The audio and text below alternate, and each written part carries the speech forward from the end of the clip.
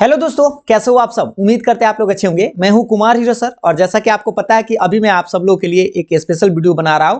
Class 12th maths all chapter का important formula का ये सीरीज है। तो जो भी क्लास 12th में स्टूडेंट्स हैं और 2023 में अगर आप एग्जाम देने वाले हैं उन सब के लिए खास करके ये वीडियो बनाया जा रहा है। जैसा कि आपको पता भी होगा कि ये आप लोग का डे नंबर 7 है। इससे पहले मैंने आप लोगों को डे नंबर 6 तक बता दिया है। लास्ट में हम आपको डिफरेंशिएशन बताए थे। तो आज के इस वीडियो में मैं आपको बताऊंगा एप्लीकेशन ऑफ डेरिवेटिव्स के ऑल इंपॉर्टेंट फॉर्मूला के बारे में, जो आप लोग का class 12th math chapter number 6 में आता है। ठीक है, तो सबसे पहले हम समझेंगे कि कौन कौन सा जो मोस्ट इंपॉर्टेंट फॉर्मूला है उसी पर आपको ज्यादा ध्यान देना है। वैसे आपको सारा फॉर्मूला दिखाई देगा, लेकिन अब एक एक कर आपको बताएंगे उस चीज पर आपको ज्यादा ध्यान देना है। देखिए, सबसे पहले हम आपको बता दें, एक बार ऊपर करते हैं। देखिए यहाँ पे गौर से देखिए, पहला जो चैप्टर इसमें आपको पता है कि एप्लीकेशन ऑफ डेरिवेटिव्स में ऐसे एक्सरसाइज 5 को पढ़ना है। ठीक है, लेकिन आपको यहाँ पे पहला जो है आप गौर से देखिएगा, rate of change of quantity यानी राशियों के परिवर्तन की दर। जैसा कि हम आपको डिफरेंशिएशन में कल बताए थे कि dy बाई dx को याद करिए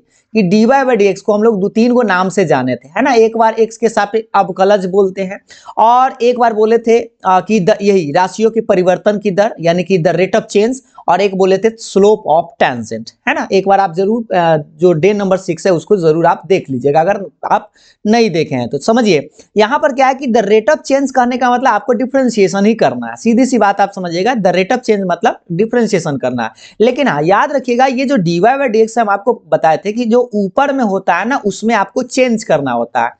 जो भी ऊपर होता है उसको क्या करते हैं, चेंज करते हैं, और जो नीचे होता है उसके सापेक्ष करते हैं। यानी कि इसके सापेक्ष कहने का मतलब कि रेस्पेक्ट में, किसके रेस्पेक्ट में, तो जो नीचे है उसको रेस्पेक्ट बोलते हैं और जो ऊपर है उसमें परिवर्तन करना होता है। ठीक है, जैसे यहां पर आप देख पा रहे होंगे ये dx बाई dt दिखाई दे रहा है। इसका क्या मतलब हुआ कि the rate of change of x at any time t, t मतलब समय, यानी किसी समय t पर x में परिवर्तन की दर को हम लोग dx बाई dt बोलेंगे। यही अगर dy बाई dx है तो इसको अगर हम समय के सापेक्ष ऐसे बोले तो बोलेंगे rate of change of y with respect to x। ये तो हम आपको कल भी बताए थे कि x के सापेक्ष y में परिवर्तन की दर, यानी अगर ऐसे पूछे तो भी आप समझिएगा कि आपको डिफरेंशिएट करना है।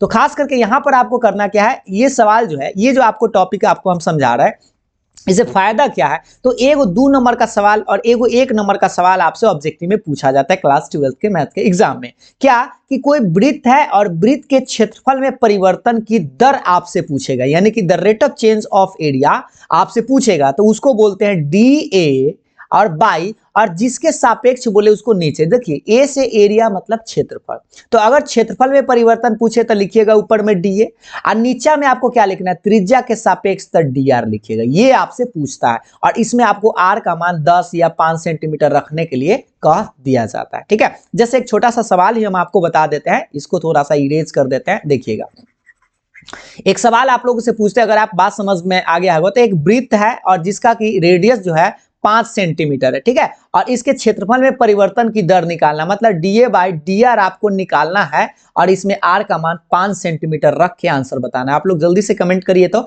ए कहने का मतलब वृत्त का क्षेत्रफल आप सब लोगों को पता ही होगा, इसका आंसर आप लोग जल्दी से कमेंट करिए, हम 1 सेकंड के बाद इसको बताते हैं। ठीक है, तो चलिए हम थोड़ा सा ऊपर कर लेते हैं, ये बताइए जल्दी से। उसके बाद आपको दूसरा जो टॉपिक है वो है इंक्रीजिंग और डिक्रीजिंग। ठीक है, इंक्रीजिंग डिक्रीजिंग से ही 2 नंबर वाला सवाल संभवतः इस बार भी आपसे वो मॉडल सेट में भी अगर आप देखेंगे तो आपको एगो देखने को मिल जाएगा। ठीक है, इंक्रीजिंग डिक्रीजिंग वाला। तो इंक्रीजिंग डिक्रीजिंग के लिए 2 कंडीशन होता है। ये जो आपको दिखाई दे रहा है अभी यहाँ पे, ये उतना काम का, ये कंडीशन फंक्शन के रूप में है, तो थोड़ा सा आपको ये अजीब गरीब लग सकता है, लेकिन इसका जो हम सबसे आसान तरीका बताते हैं, ये वाला, ये स्टार जो दिखा दे। चलिए पहले इसका आंसर आपको बता देते हैं जो अभी हम सवाल पूछे थे।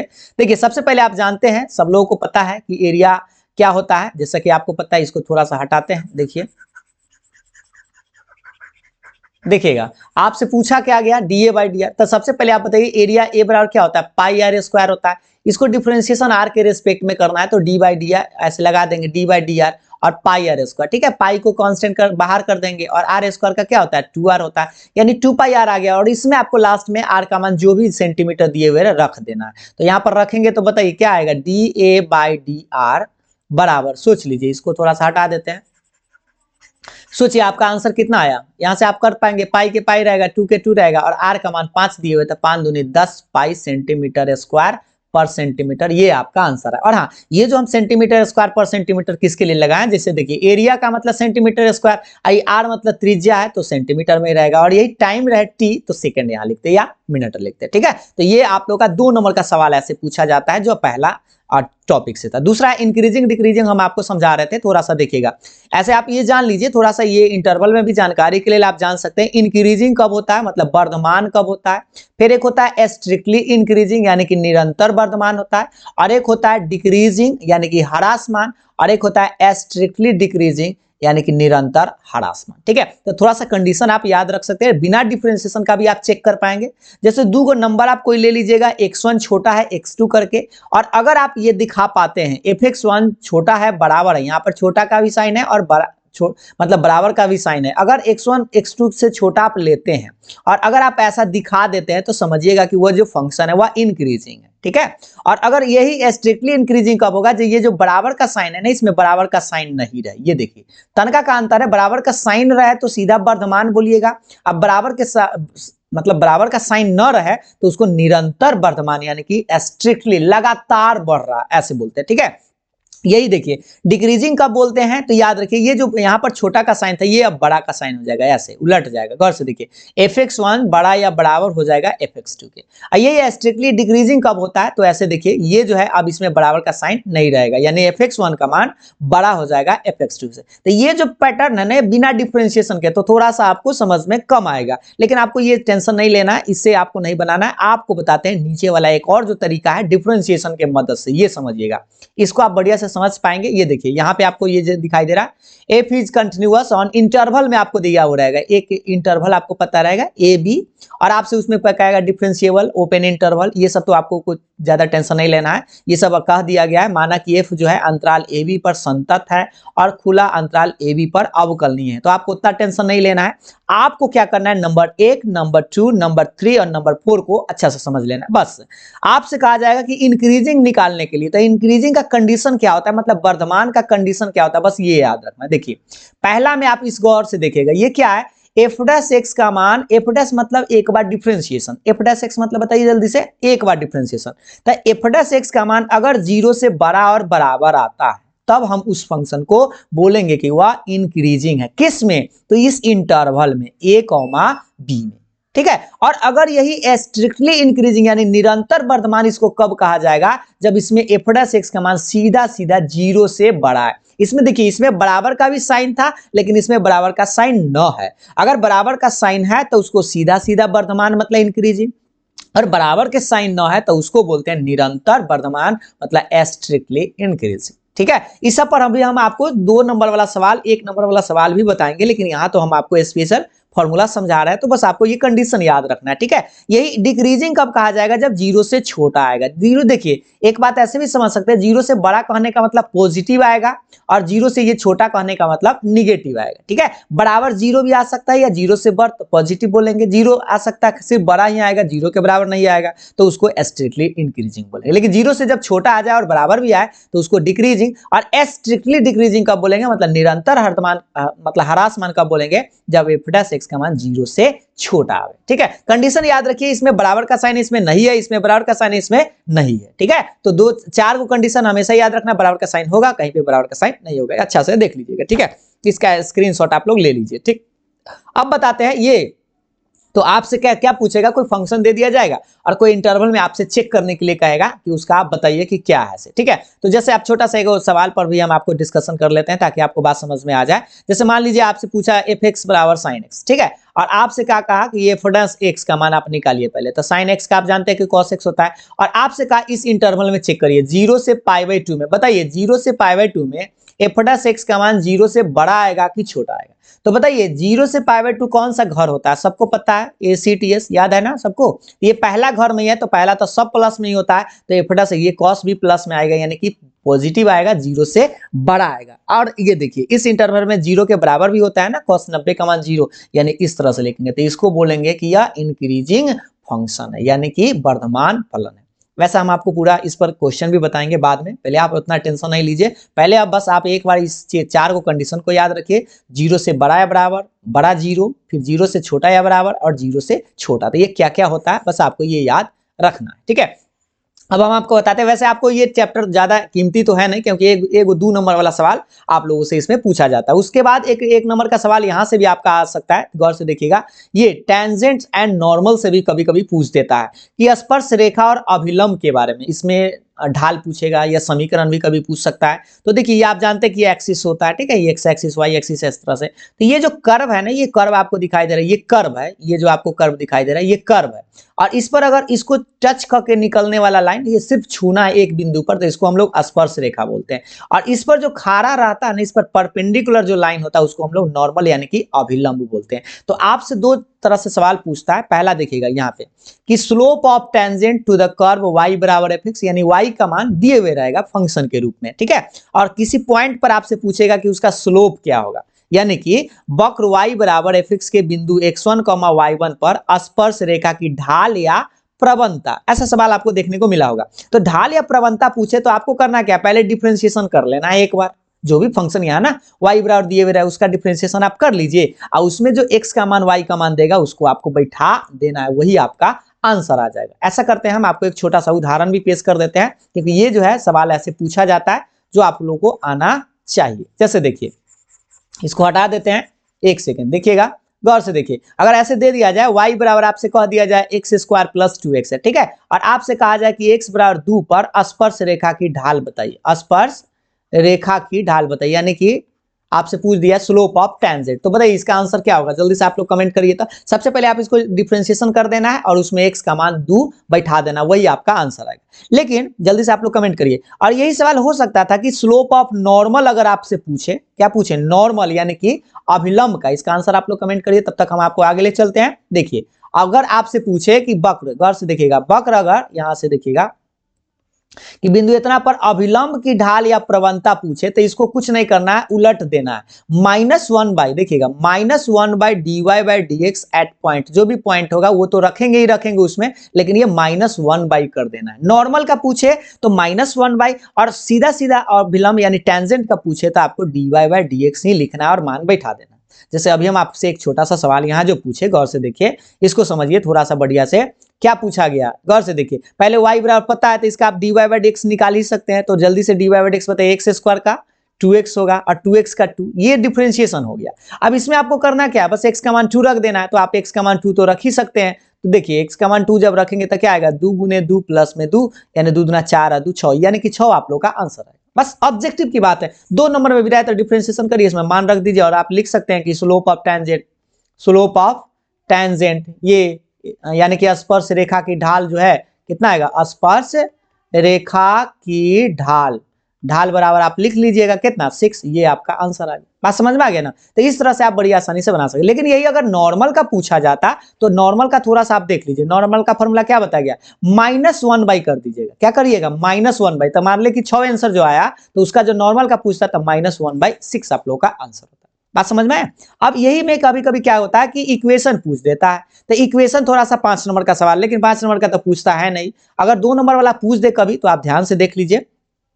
Equation of tangent at point x1, y1, मतलब बिंदु x1, y1 पर स्पर्श रेखा का समीकरण अगर आपसे पूछे तो ये फॉर्मूला गौर से देखिए, y माइनस y1 बराबर dy by dx at point, वही स्लोप जो बोलते हैं अभी निकाले हैं सो, और x माइनस x1। इसमें आपको करना क्या है, y का मान और x का मान नहीं रखना होता है, बस आपको y1 का मान, x1 का मान जो यहाँ से बिंदु आपको देगा, पॉइंट देगा, उसको रख देना है, और dy बाई dx आप निकाल लीजिएगा, क्योंकि आपके पास y बराबर कुछ देगा, उससे dy बाई dx निकाल के उसको रख के यहाँ पे बैठा सकते हैं, आसानी से आंसर आ जाएगा। यही नॉर्मल का पूछे तो नॉर्मल के लिए आप देख लीजिए एक बार फॉर्मूला बढ़िया से कि y माइनस y1 बराबर -1 by dy by dx at point, ये नॉर्मल का यहाँ पे स्लोप लगाना है, और x माइनस x1, और इसमें मान बैठाइएगा, आपका आंसर आ जाएगा। ठीक है, हम आपको एक दो प्रश्न भी सब पर करवा देंगे बाद में, पहले फिलहाल आप फॉर्मूला को समझिए और बढ़िया से याद करते चलिए। आगे बढ़ाते हैं। इसमें आपको नोट कुछ याद रखना है, गौर से देखिएगा। इसमें आप नोट, जैसे कि आप 11th क्लास में भी पढ़े होंगे, जरूर देखिएगा। नोट नंबर 1 कि if tangent is parallel to x axis, यानी कि स्पर्श रेखा अगर एक अक्ष के समांतर है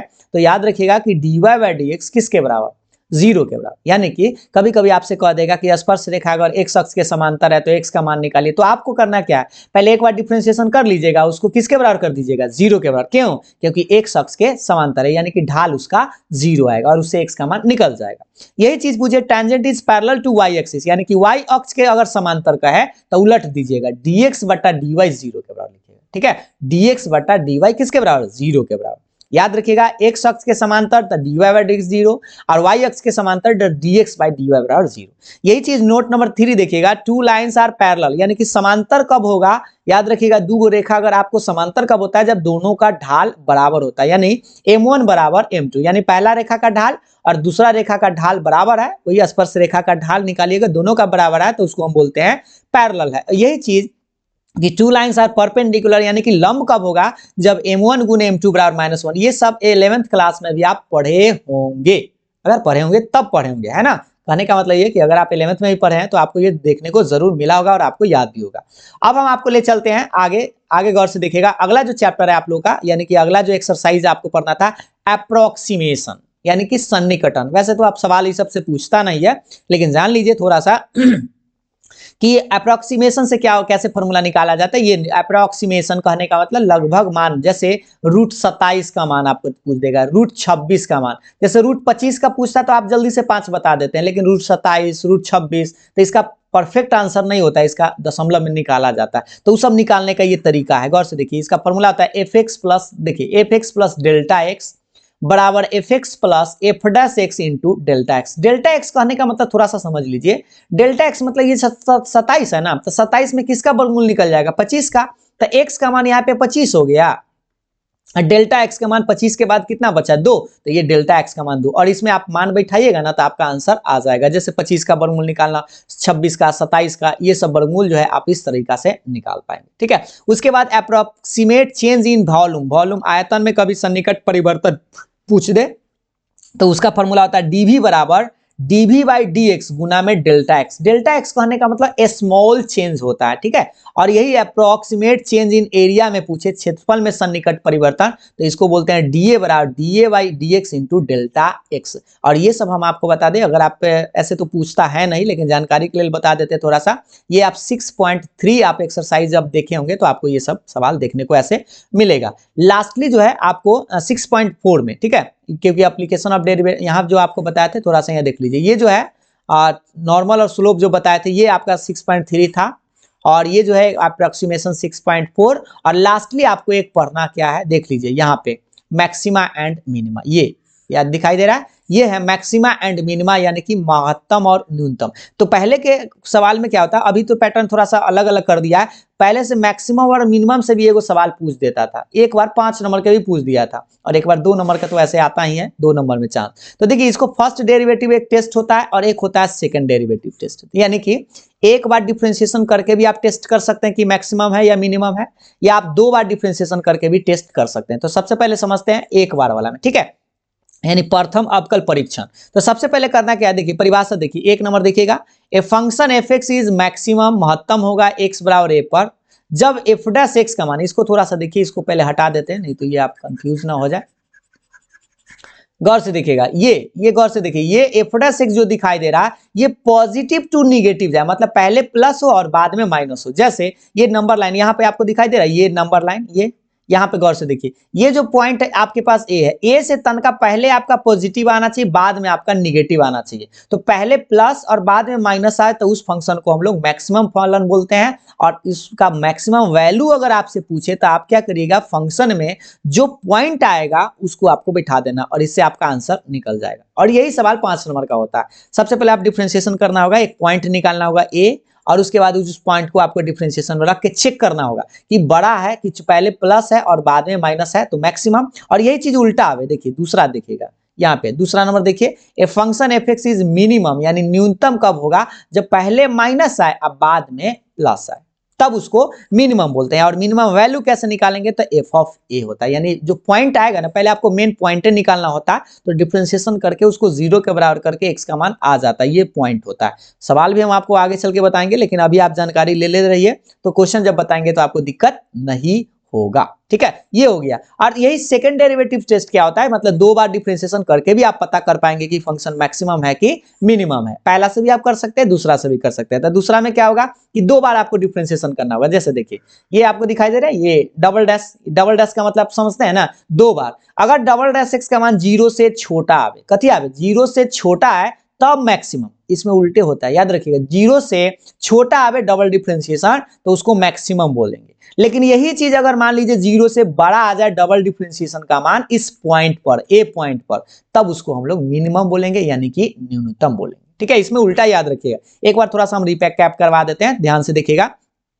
फर्स्ट डेरिवेटिव टेस्ट में क्या होना चाहिए, एफ डैश एक्स का मान पहले प्लस से माइनस होना चाहिए। कथी होना चाहिए, पहले प्लस और बाद में माइनस। और मिनिमम होगा कब, जब माइनस से प्लस होगा। लेकिन यही सेकंड डेरिवेटिव टेस्ट में क्या बताया कि डबल डिफरेंशिएशन, इसमें डबल मतलब 2 बार डिफरेंशिएशन करेंगे। अगर उसका मान 0 से छोटा आता है तो मैक्सिमम होगा, और अगर डबल डैश एक्स का मान 0 से बड़ा मतलब प्लस में आता है तो मिनिमम होगा। ठीक है, एक विदाउट डेरिवेटिव टेस्ट भी होता है जो आपको एक्सरसाइज बनाने में मदद करेगा।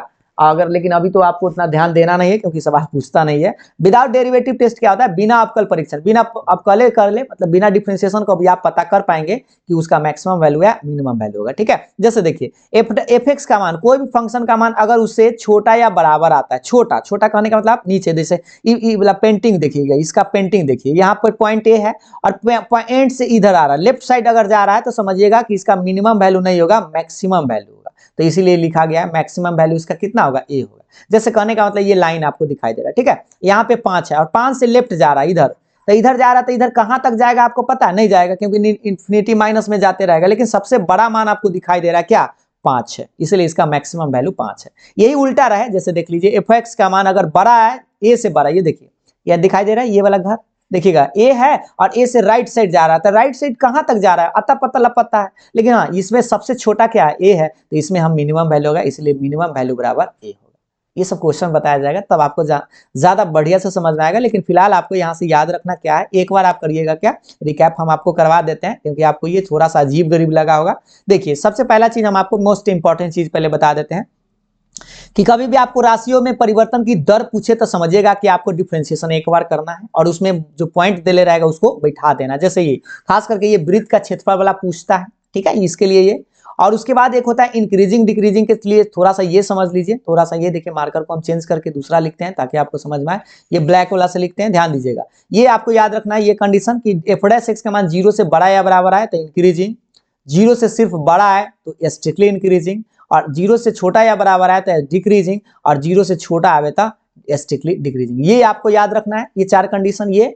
और उसके बाद यहाँ पे स्पर्श रेखा का ढाल जरूर याद रखना है। स्पर्श रेखा का ढाल क्या होता है, dy by dx at point पर। यही नॉर्मल का पूछे तो नॉर्मल का देख लीजिए एक बार बढ़िया से, यहाँ पे -1 बाई dy बाई dx। चलो इक्वेशन पूछे तो ये कंडीशन एक बार स्पर्श रेखा का, और ये है नॉर्मल का, अभी यानी कि अभिलंब का। उसके बाद आपको ये नोट आपको याद रखना है, कभी कभी आपसे पूछ दे कि एक अक्ष के पैरेलल अगर है टेंजेंट तो dy बाई dx 0, अगर y अक्ष के पैरेलल है तो dx बाई dy 0, और यही अगर 2 लाइन से पैरेलल है तो m1 m2 बराबर, 2 लाइंस परपेंडिकुलर है तो m1 गुने m2 बराबर -1। ठीक है, अप्रोक्सीमेशन से तो सवाल आता नहीं है, लेकिन आप ये फॉर्मूला आप देख लीजिए, आपको बताया अभी जस्ट, एक बार देख लीजिए, सबको हटा के बताते हैं, गौर से देखिएगा। ये है आपका एफ डैश एक्स बराबर f x plus delta x बराबर f x plus f dash x into delta x. ये आपको याद रखना है, मेन चीज यही है जो हम बता देते हैं, थोड़ा सा ध्यान से देख लीजिए एक बार से।